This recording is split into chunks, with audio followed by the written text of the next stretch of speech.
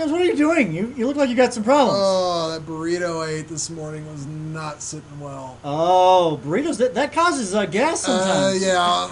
You must be having some gas problems. I'm thinking so. Huh.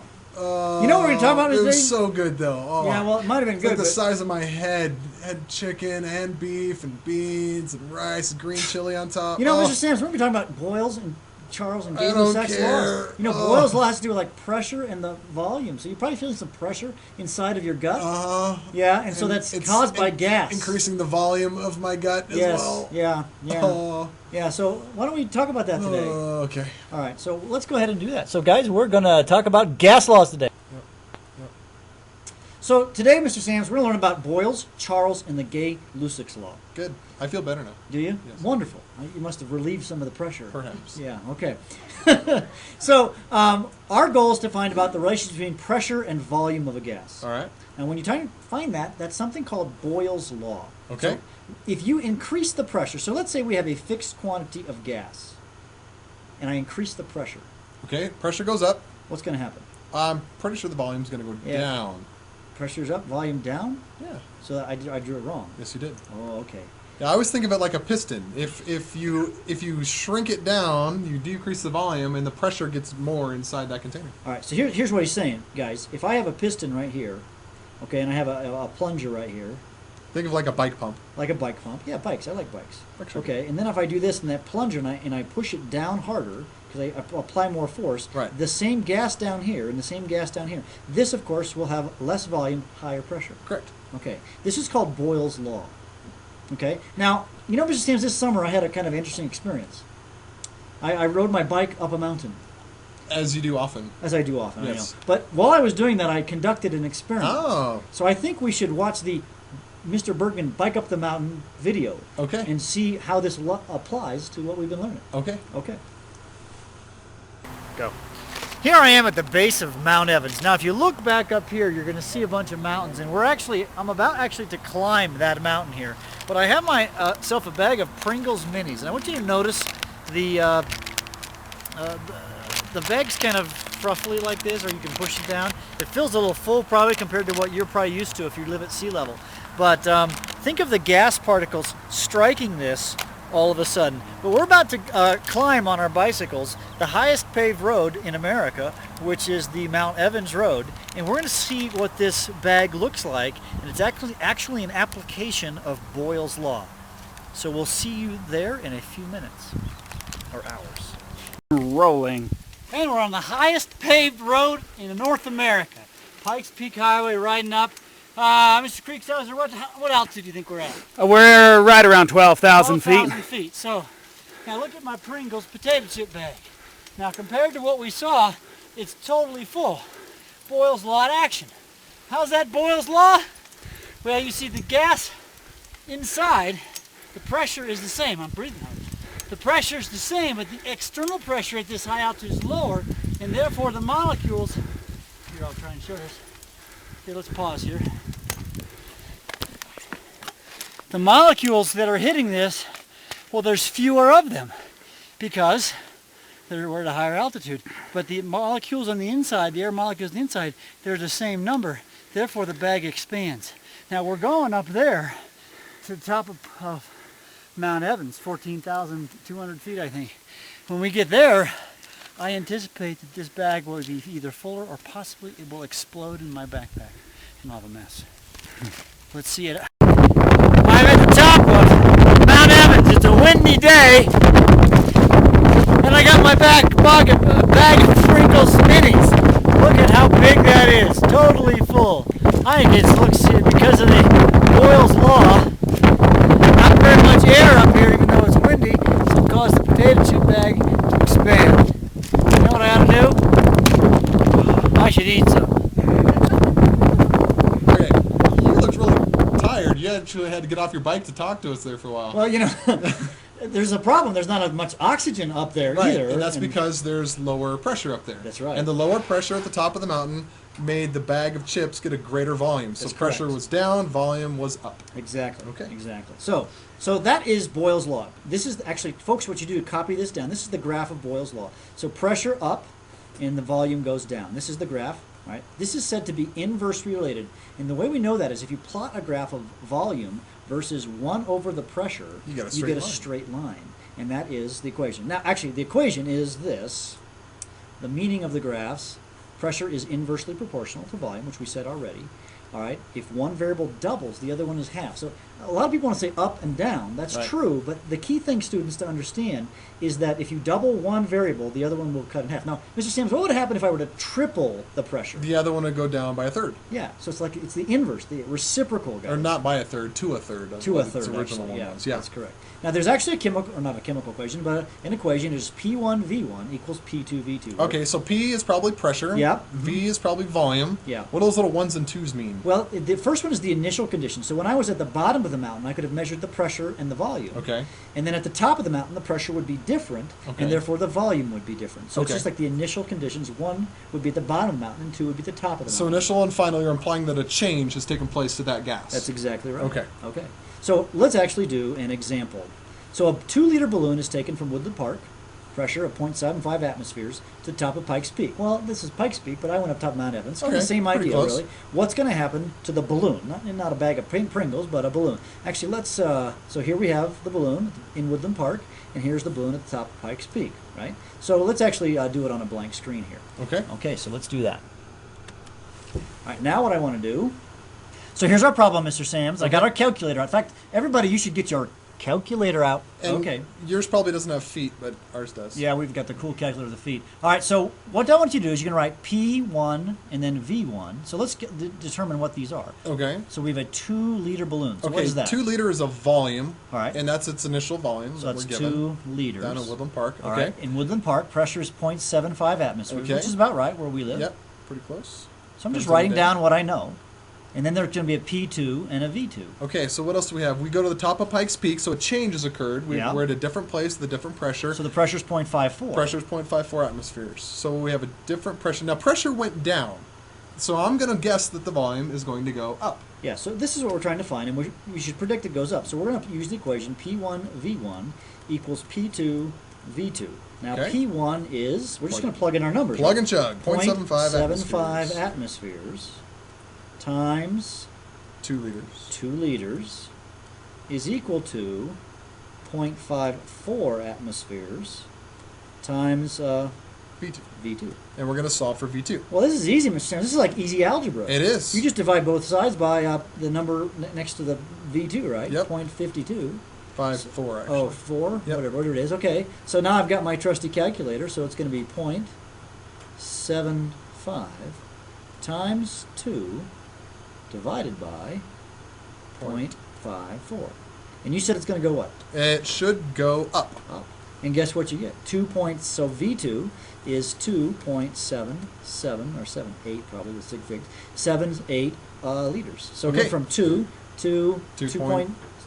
Eight-ish. Yeah, so it went up, so that makes sense. The Yeah. answer makes logical sense. Well, and we I'm saw that assuming with the math. Pringles potato chip Right, bag. It exactly. went up, didn't it, as Yeah. we saw it. All right, so that's called Boyle's Law. Okay. Now, there's another law that also we're going to talk about. It's called Charlie's Law. Or Chuck's Law, what do we call it? Chucky. So what is Chucky's Law? Sounds like Chucky. Isn't he like some He's this little doll in horror films from horror the late guy, 80s, right? early Yeah, 90s. I'm not into yeah. that thing. But okay. Yeah, so volume versus temperature. So that's so we're not talking about pressure anymore, just volume and temperature. You spelled verses wrong, by the way. Did I? Yep. Well, that's Good thing not you're a okay. science teacher. Yeah, I know. So really, so as temperature goes up, what's going to happen to the volume? Temperature goes up. I don't know. Why don't we figure this out? Actually, I'll tell you, the volume goes up. Oh, you're But just gonna I tell will me? show you a Okay. cool example. This summer, actually, so if you have low temperature, here's the balloon, and if you increase the temperature, it'll get larger. Okay. A cool application to that is hot air balloons. Well, this summer, Mr. Sams, I was at a triathlon. I like to do those things. Yes. And at the triathlon, Crazy. at the festival, they actually had hot air balloons. Oh, that's fun. And so I kind of showed a video of hot air. That's why we have the hot air balloons in our background Oh, picture yes. here.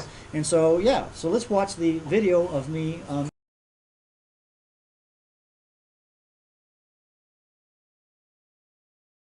At the triathlon. Here we have an amazing example of gas laws, Charles's law. What I've got is in front of me is a bunch of hot air balloons. In fact, one's way already up in the sky right here. And if you'll notice, occasionally what they're doing is they're throwing some fire. You can see the fire right there. that they're throwing in. They're heating up some air, and as they heat up the air, what they're doing is they're causing the gas to expand, the air to expand. It is less dense when it is hot than when it is cold. Charles' law says is the higher the temperature, the higher the volume. It's a direct relationship, and by doing that, that of course allows these hot air balloons to rise up in the sky, as we can see with the one right here, who's way up there already. He's the first one to take off, and now the rest of these are about to take off in just a moment. Occasionally you will see the fire turn on in here, and that fire is an indication, of course, they're trying to keep the balloon going higher and higher by expanding that gas using Charles's law. So these guys who love to fly their hot air balloons are utilizing Charles's law over and over and over again. Okay. Okay, so you can see that as the temperature goes up, the volume expands, which actually reduces the density and causes the balloon to float in the sky. Pretty cool. Yeah, it was pretty cool, isn't it? I bet you're going to show me a graph now. Yeah. Hey, look, a graph. It's kind of weird orange, isn't it? Yeah. Oh well. Hey, as the volume goes up, the temperature goes up. By the way, an important thing, guys, is the temperature must be in Kelvin. Always, for any gas law, temperature has to be in Kelvin. Do not try to do these in Celsius. It does not How about Fahrenheit? work. No, we never use Fahrenheit. I don't know, I just thought I'd say No. that. Fun. No. Always has to be in Kelvin. Guys, Kelvin it is. Now, how do you get from Celsius to Kelvin? Add 273. Remember, Celsius plus 273 Yeah. is the Kelvin temperature. Yeah, the problem with Celsius is it can go in the negative land, and these equations don't work if you Yeah, have to go down to don't negative work land. negative. Yeah. So, what's the meaning of the graph? Volume is directly proportional to the Kelvin temperature. So if the Kelvin temperature is doubled, the volume is doubled. Yeah. If it tripled, it would be it's triple. Hey, look at that. Yeah. Temperature doubled. and the I didn't equation even know that was there. is V1 over T1 equals V2 over T2. Okay. You know, we should probably do an example. example. So let's do an example problem. Hey, look, it's the balloon. Here's the issue we're going to have. We've got a balloon. You remember that show? What's the name of it? It was Wilson. Was the The little volleyball, Tom Hanks. Tom Hanks and that movie. Castaway. Yeah, Oh, we've got an thank audience, you. guys. So yeah, Castaway. We can get it from the peanut gallery. Castaway, and he had Wilson. Well, Yeah. we took Wilson. Hey, we put him in an oven. My students remind me to tell you a story about that movie in class. Okay, there you go. All right, so put Wilson in the oven. He's going to get bigger. Okay. Yeah. So okay. Well, let's do the problem here. Okay. So let's do that. Everybody, what do you need to get out? Your Calculator. There you go. All right, a balloon has a volume of 5.43 liters. Actually, you know what I like to do, Mr. Sams? What's that? Is not advance the slide when I want to. Is I want to draw pictures. I think pictures are good. Yeah. So I have a balloon. Okay, here's a balloon. And what do I know about this balloon? It has a volume of 5.3. 5.43 liters. 0.43. I can't talk. I've had way too much coffee. And 25 degrees Celsius. I don't like Celsius. We're going to say, what's the volume going to be when it jumps to 95 Celsius. degrees Celsius? But we don't do Celsius. I know. So, but let's write down what we know. So Okay. we know our volume, our V1, is 5.43 liters. Okay.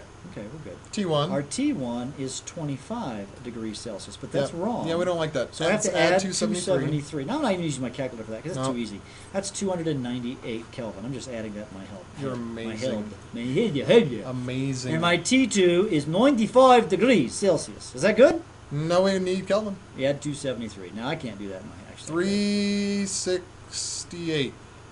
368 Kelvin. You guys could add that up. Now, actually, let me also say here, this is the volume in liters. The thing that's interesting about the volume is you can put it in any unit you like, That's convenient. as long as you have the same units. Now we have all our numbers. We're just going to plug it into our equation. Remember, the equation was V1 over T1 equals V2 over T2. V1 is 5.43 liters. T1 is 273. I've got to put that in Kelvin. Is equal to V2, that's my X, if you will, divided by 368 Kelvin. Now, how do you solve that problem? Mr. Sims? I would just cross multiply. Yeah, and solve for remember, V. folks, you can cross multiply, and when you cross multiply, you get the answer. So I can take 5.43, so I'm over my calculator, 5.4, I messed up there, delete. All right, clear. I'll do this again. 5.43 times 368. And actually what I could do, guys, is I can actually divide right by 273. So I'll just do that. If you don't Divided believe us, by- ask your math teacher. Yeah, I might explain it in the call-outs, too. Yeah. And I get a V of 5.3 liters. Now, the temperature went up, so our volume should go up. And if we compare 5.43 to 7.3, obviously makes the sense. volume went up. So it makes sense. So you probably did your math right. Yeah, that wasn't too hard. Okay. All right. So we should probably, we have one more to talk about, so let's move on to that. Okay. And that's called the Gay-Lussac law. Okay. All right, two guys, Gay and Lussac, who figured this out. Yep. Pressure versus temperature. All right. Okay. When the pressure goes up, so now we're going to keep the volume the same. Think bicycle tire. Bicycle tire is about the same size. Okay. If you increase the pressure, what happens to the temperature? It goes up. That's exactly Okay. right. Temperature goes up. Another thing, if any of you have ever played paintball or have anything Yeah. with a CO2 cartridge, as that CO2 cartridge, as you use it, the pressure in the cartridge goes down, Yeah, and it gets cold. and you'll notice that the cartridge gets cold and the temperature goes down. Yeah. So it's two things going on. So pressure, we would say, is directly proportional to the Kelvin temperature. So it has a graph, and it's the same like the last one, but it's pressure. If you double the pressure, You double the temperature. double the temperature. The Not Kelvin only the Kelvin temperature. temperature. And so here's our equation: P1 over T1 equals P2 over T2. Well, I think we should probably do an example. Actually, here we'll use a bicycle. Hey, look, a tire. bike. Get a bike, and so what happens as you travel? Start on a cold day, and then the tire warms up. The tire warms up, the pressure should go up. In So the tire. let's see what that's the question. So here we have a cold day, and it got hot. You see, and there's a hot pavement. That's the picture. Okay, so a bicycle initially has a pressure of 120 pounds per square inch, etc. So notice. Okay, let's do the problem. Okay. Now the pressure is 120 psi. Now, last problem you said the volume could be in any unit. Yeah. Does the pressure, can it be in any unit as well? Yeah. So this is in pressure of pounds per square inch, which is So how I don't bicycles have are to made. convert that to anything, right? No, you could. You could convert it to atmospheres or Right. whatever, but you don't need You to. don't need to. But the temperatures I have to put in Kelvin. That's good. All right, so let's write down what we know. P1 is 120 psi. psi. That's a pressure unit. Okay. And temperature initially was 25 degrees Celsius. Okay. And so my T2 is 35. Got hot. That's a hot day. Okay. 35. So I'm just trying to find P2, right? All right, so let's get those temperatures in Kelvin. So, okay, so if I add 273, actually, we've just seen that's 298. 298, right? yeah. Well, and that's easy because this is only 10 degrees above that. Oh. So this would be 308, right? Yep. So I'm going to plug those into my numbers or into my Equation. equation. P1 over T1. So it's P1 over T1 equals P2 over T2. So I'm going to say 120 psi divided by 298 Kelvin is equal to P2 over 308 Kelvin. I'm going to say cross multiply again. So you can say 120 times 308, I'll wash this through, is equal to 298 times P2. Divide both sides by 298.